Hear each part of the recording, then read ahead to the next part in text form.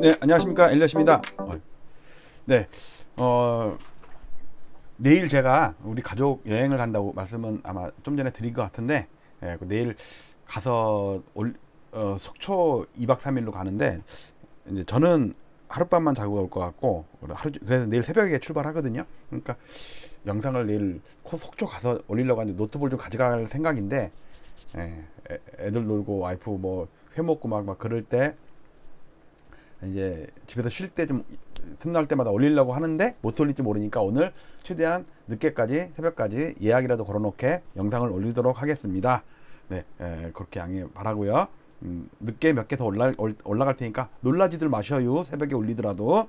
자, 연합뉴스 기사입니다. 금리 오르는데 가계대출 변동금리 비중 82.3%, 8년 만에 최대. 이거 최근에 80 밑으로 79까지 떨어졌었거든요. 제가 이거를 주로 다뤘을 때가 몇 달 전에 81.7인가 82.9까지 갔었어요. 그러니까 80인은 안 넘었었어. 그러다가 79인가 78인가 떨어졌는데 이번에 또 넘은 거야. 8년 만에 최대예요. 문제는 아직도 크게 보면 엄청 저금리잖아요. 나중에 지금 기준금리가 1%죠. 1%. 다음 주에 올리면은 1.25가 될 수도 있겠죠. 근데 저는 이거를 기준금리가 2%가 아니라 3%, 4%, 5%까지 갈 수 있다고 봐요. 저는 길게 보면 몇 년 안에. 그러면 시중은행 금리가 주택담보대출 금리 있죠. 그게 8%에서 10%까지 갈 수 있다고 봐요.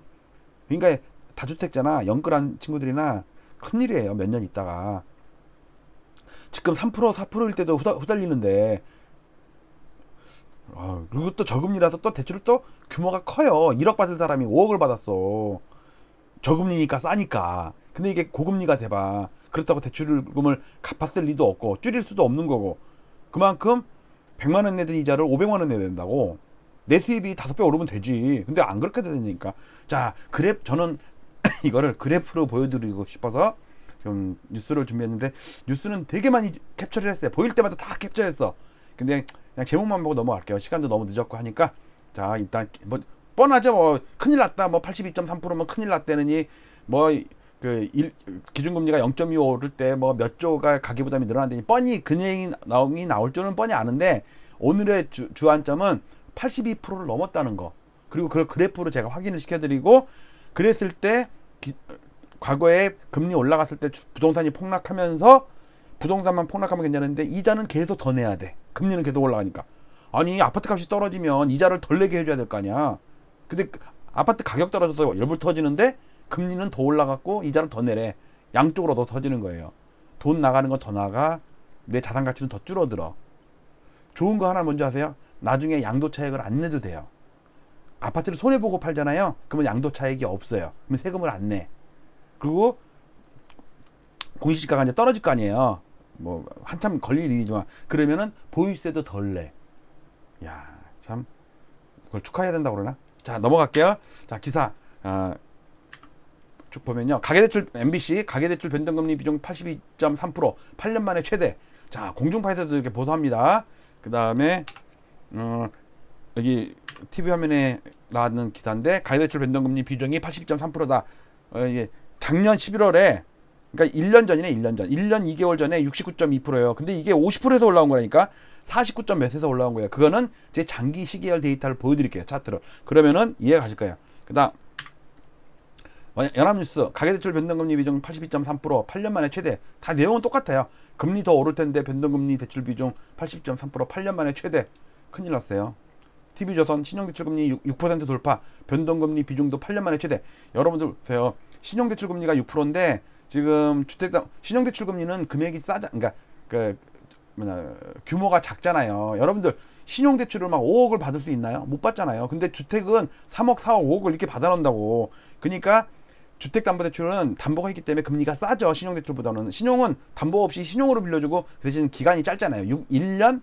2년도 있나 요즘에? 보통 1년 안쪽이잖아요. 그리고 규모가 작어. 보통 받는 사람들이 2천만 원? 1천만 원? 젊은 친구들 막 500만 원 이 정도 받지. 생활자금으로 하려고. 그러니까 금리가 높아도 그게 부담이 덜 되는데 문제는 주택담보대출 금리는요. 규모가 크잖아요. 1억 받을 사람이 3억 4억을 대출받아갖고 집을 사버렸어. 맞아. 그 다음 서울신문 이자 부담 치솟는데 가계대출 내간 변동금리 비율은 82%. 보세요 이거 비중. 지금 여기 50점 나오네. 여기 나오네. 50. 이거 봐. 2019년 11월 50.1이잖아. 이게 49.8. 이걸 제가 장기 시계열로 오르락 내리락 사인 코사인 곡선 같은 걸 보여드릴게요. 그러니까 이때는 뭐냐면요. 제가 반반 찍힌 얘기했죠. 변동금리 반, 고정금리 반. 근데 지금은 10명 중에 8명이 변동금리야. 근데 8명도 넘었어 이제는. 큰일이죠 이게. 그 다음에 연합뉴스 금리 오르는데 가계대출 변동금리 비중 82.3%. 8년 만에 최대. 올해 2, 3차례 기준금리 인상 전망에도 거꾸로 선택. 야 이제 언론에서 부추길 때는 어때고 빚내서 집사라고 연끌해야 된다고 막 그쪽에다 이제는 걱정하는 것처럼 니들 책임이야. 니들 뭐 부동산 폭락하고 손해보는 거 그런 거 다 니들 책임이야. 누가 그렇게 빚을 많이 내래? 그러는 게 항상 언론들의 태세 전환이죠. 나중에 바닥권에는요 10억짜리가 만약에 6억이 됐어. 10억이 2억이 된다. 빨리 팔아라. 이제 이런 데니까 그때는 우린 사야 돼. 한은금융권 변동금리 비중 커지면 이자 부담의 위험. 당연하죠. 자, 요거 그냥 내용이 긴데 그냥 넘어갈게요. 대출금리 7년 만에 최고 찍었는데 금리가 높은데 변동금리 비중 커지는 기현상. 기현상을 누가 만들었냐고. 어른들이 만든 거예요. 어른들이 부추겨갖고 젊은 친구들 2030들한테 야 기준금리 금리가 싸니까 야 저거 대출 좀 왕창 받아갖고 저 집 사버려. 앞으로 너 그리고 아파트는 떨어질 일 없어. 사람같이 살아야지 막 그러면서 비중 여기 뭐 그래프 봤고요. 표는 넘어갈게요. 중요한 건 넘어갈게요. 그 다음에 기획 이건요. 금리 물가 고고고 연초부터 심상치 않다. 미국 예상보다 빠른 3월 인상 대두. 하는 1월 기준 금리 인상 확실 시 공공요금의 물가도 줄줄이 올라 서민 가게 진짜 한파 온다. 근데 대출을 그렇게 안 받았으면 덜 한파가 오는데 대출을 잔뜩 받아 놓으니까 이자를 내느라고 삶이 피폐해진다니까. 그 다음 뭐 이런 내용을 지원할게요. 홍남기 금리 상승에 따른 자산 가격 변동 유의해라. 이 변동이라는 게 무슨 뜻인지 아세요? 폭락 유의해라 뜻이에요. 자산 가격이 뭔지 아세요? 아파트 폭락 유의해라. 이걸 갖다 이제 그 정부 뭐 기관에 있는 사람이 수장을 맡고 있는 사람이 함부로 유튜버 뭐 폭등 이렇게 유튜버들이 하는 소리나 하면 안 되니까 자산 가격이 뭐예요? 야 아파트야. 아파트 그냥 딱 지금 아파트가 거의 대부분이야. 그 다음에 변동 유의해라. 변동이 뭐예요? 폭락이지. 폭등을 유의하겠어요 그러면? 근데 폭락도 보통 뭐 정상화, 연착륙 뭐 웃기고 있네. 아유 참. 자, 제 차트를 보여드릴게요. 자, 이건 1996년부터의 차트인데 2000년 이후부터 요 빨간 거 보이죠? 빨간 거 요거. 요게 변동금리 비중이에요. 변동금리 비중이에요. 이렇게. 자, 과거에요.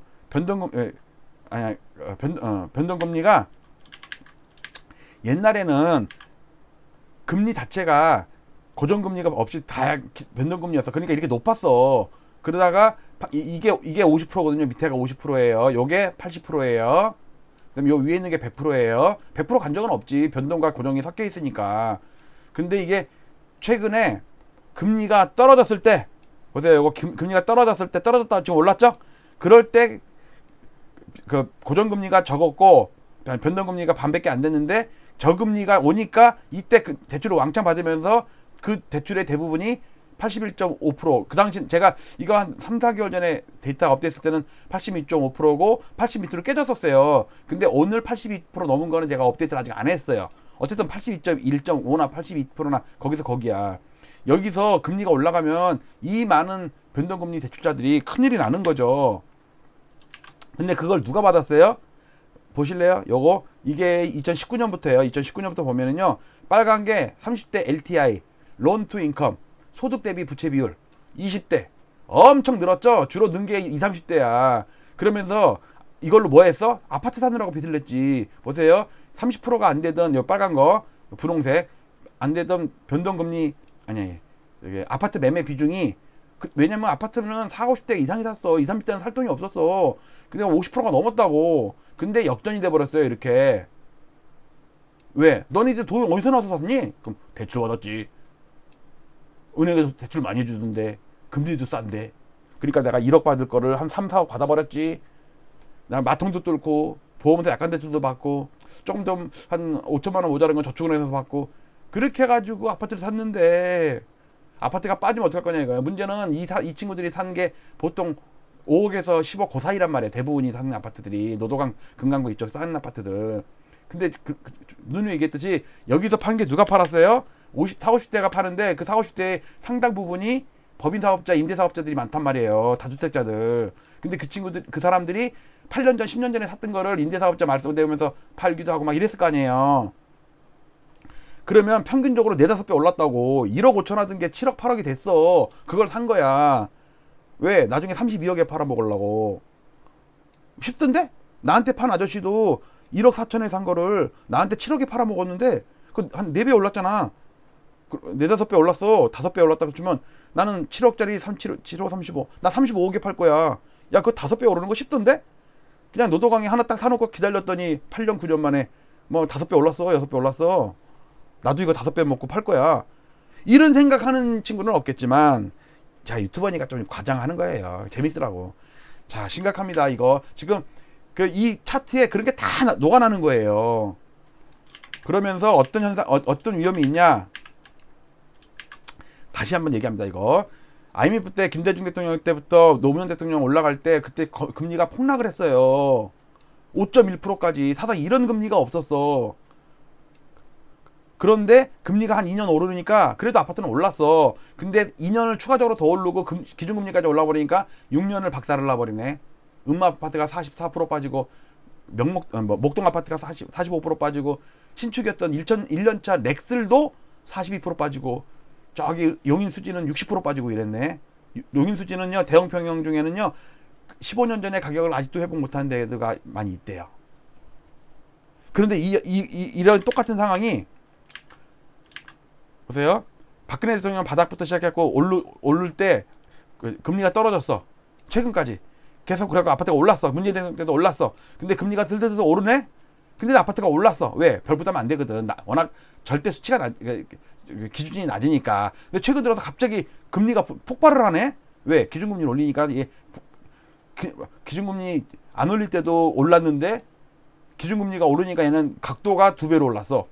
그러면 아파트가 폭락한다고요. 이게 문제는 저금리에 받았던 친구들이 대출을 잔뜩 받았는데 금리가 올라갔고 3%밖에 안 됐던 3%대, 그러니까 얼마냐? 2.2%대였어. 2% 주택담보대출 금리가.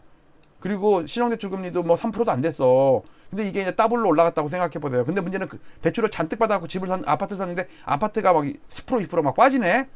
근데 금리는 올라가네. 그러면 양쪽으로 터진다니까. 이자 내느라고 돈 많이 나가고 자기가 예상했던 것보다. 그 다음에 아파트값 떨어져가지고 자산가치 하락이 됐어갖고 나중에요 은행에서 대출금 일부 갚으라고 그래요. 전화 와요. 나중에 안 되잖아요. 경매 들어가요. 진짜로. 일본이 그런 꼴을 당했다니까. 우리 안 당할 것 같아요. 자, 여기까지만 하고 그냥 너는 거 뭐 미국 300년 영국 미국 300년의 그 사이클을 보면 금리가 40년마다 오르락내리락했는데 이제 막 40년 오르기 시작한 사이클이다. 하고 기준금리가 전 세계가 지금 다 올리고 있다. 그다음에 물가가 지금 폭등하는 중인데 금리는 안 올릴 수가 없다. 과거에 기준금리 우리나라 5번 올린 거, 미국 3번 올린 거를 시뮬레이션 한 거예요. 그럴 때 과거에 우리 물가가 올라서 기준금리 올렸을 때는 아파트가 폭락을 했다. 물가 때문이 아닌 물가가 안정됐는데 미국이 올려서 우리가 어쩔 수 없이 올렸을 때는 아파트 값이 계속 상승했어요. 올라가던 거 계속 상승했어. 근데 미국 때문이 아닌 물가 때문에 올렸을 때는 아파트가 폭락을 했거든요. 2010년도부터 3년까지. 근데 지금도 미국이 아닌 물가 때문에 올렸다. 그러면 우리 아파트가 빠져요. 그런데 우리가 이제 물가 때문에 좀 안정이 돼갖고 이제 그만 올릴게 했는데 갑자기 미국이 올려. 그럼 우리는 또 올려야 돼. 양쪽으로 터져. 자, 그런 사례를 한 거니까 넘어갈게요. 자, 오늘 변동금리 비중 82%가 넘었습니다. 큰일 났습니다. 금리 올리는 것도 큰일 났지만 변동금리 비중이 큰 게 그만큼 더 많은 사람이 다친다는 얘기예요. 자, 저는 내일부터 만약에 올리면은 아마 바다 배경을 해가지고 영상을 올릴 거고 기대해 주세요. 속초 회 먹는 거 바다 공판장이랑 이렇게 겨울바다 보여드리면서 또 야간에 또 일단 재밌는 방송을 할 텐데 그래서 제가 오늘 늦게까지 몇 개 또 올리고 마치도록 하겠습니다. 감사합니다. Beautiful.